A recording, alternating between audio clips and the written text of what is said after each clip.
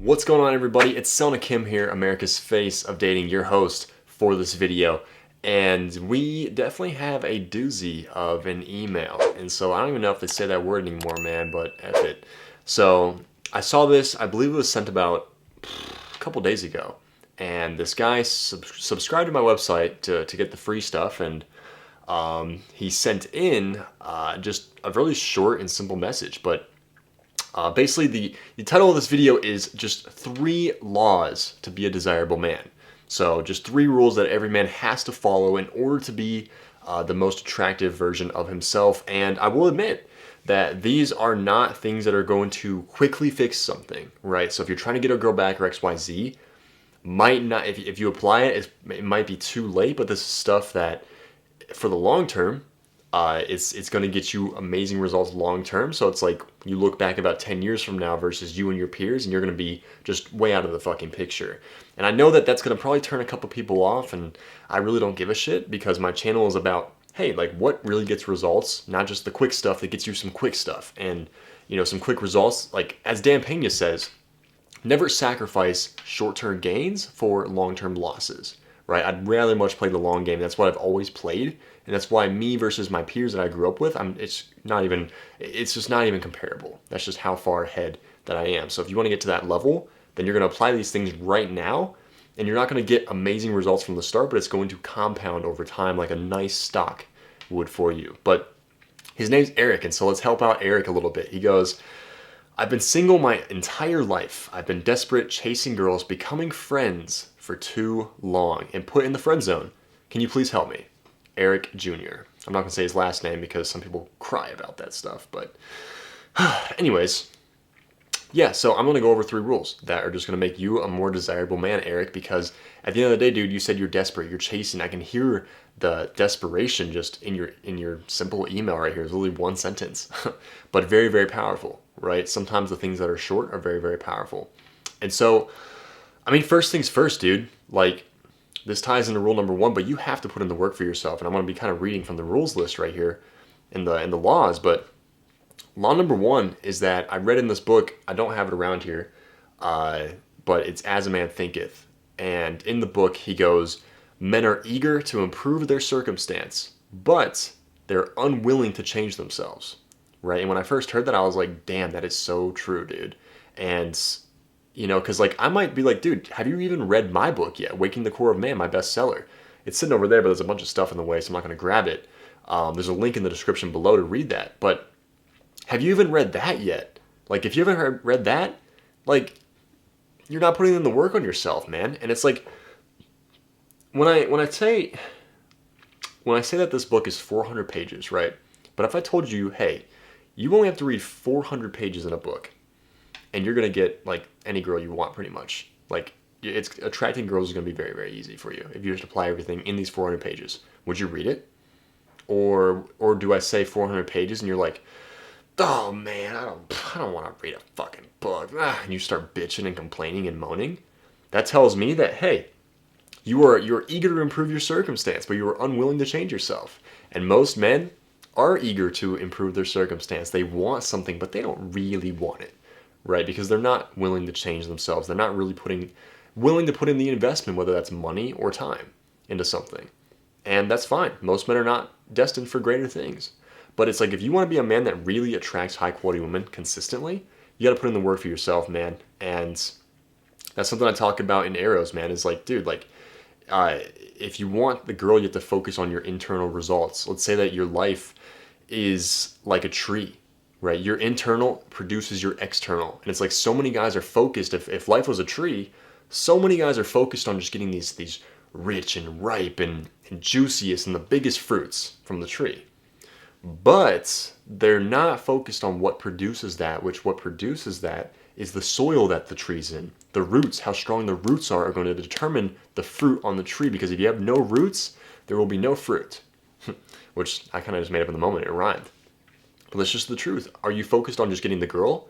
Because what gets the girls is doing the internal work on yourself as a man, right? And like I said, that's not the most attractive answer. It's not going to get you quick results, okay? If you want something like that, dude, go to fucking like some other page, like fucking Alpha M or something like that, man, where they talk about just quick shit that doesn't really work. It's like this stuff right here, if you compound it, it's going to really accumulate over time. And what I would do if I were you is create a 90-day game plan and work back from that, right? So where do you want to be in 90 days from now? Work back for that. Obviously, don't be like, I want to be a fucking billionaire starting from zero. Probably not going to happen in 90 days. Make it realistic, right? Be like, you know what? Like, I want to at least have like 8-level confidence to at least like go approach a chick. What do you got to do? Work back from that, right? And if it doesn't work or you don't reach those goals in 90 days, see what you did well and see what you did wrong and then tweak it a little bit, do another 90 days, right? It's a constant process of never-ending improvement. I think it's called CANI, C-A-N-I, constant and never-ending improvement. Law number 2 is that scarcity repulses women, right? What is the most attractive quality in a man? It's not looks. It's not money. It's not how many girls he's slept with. It's not how tall he is even. It's calmness. And when I say that, people are like, bro, what? Like, that sounds so basic. Yeah, it's basic. But it's the truth. Most guys are not calm. Most guys are very desperate for something. They're being super needy to get something, right? When they're around the hot chick, they start fucking falling apart and just saying all this random shit that just doesn't make sense around her, making fun of his friends to please the girl, make the girl laugh. And, you know, it's not about having money or a nice watch or, you know, a cool place.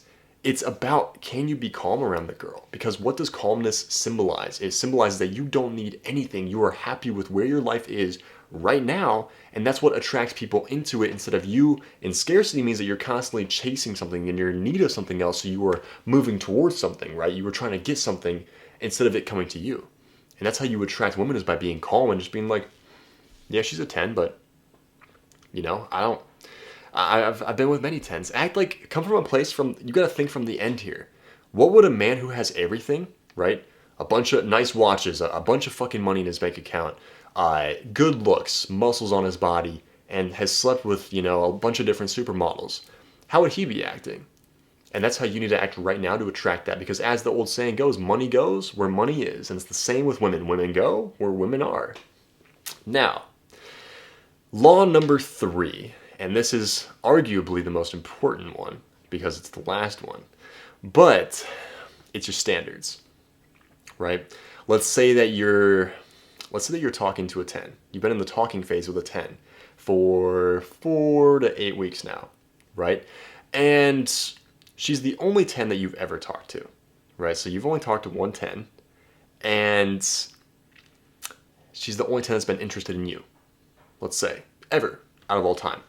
But she has like a little bit of a problem. And what that problem is, it's not like a huge problem.